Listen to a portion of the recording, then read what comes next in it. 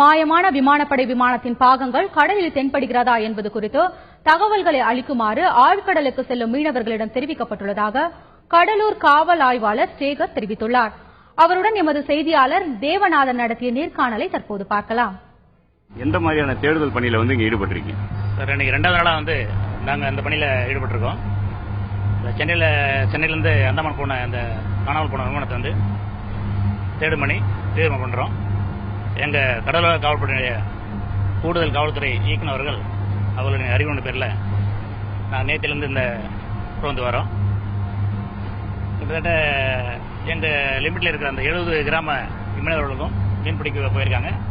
ஒவ்வொரு போட்டையும் நிப்பாட்டிட்டு இந்த மாதிரி அந்த விமானத்துடைய பாகமோ இல்ல வேற ஏதாவது சிம்டமோ உங்களுக்கு தெரிஞ்சா உடனே தகவல் சொல்ல சொல்லி 1093க்கு சொல்லணும்னு சொல்லிட்டு தொடர்ந்து சொல்லிட்டு வரோம்.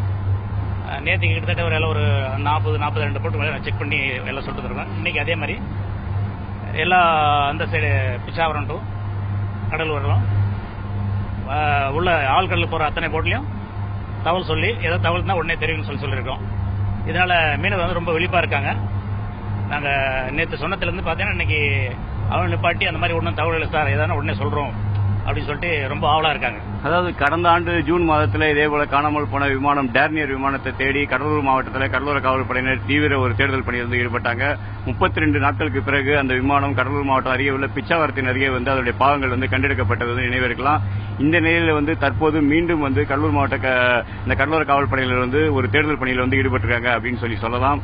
தந்தி செய்திகளுக்காக கடலூரில் இருந்து கேமராமேன் ஷேக் உடன் தேவநாதன்.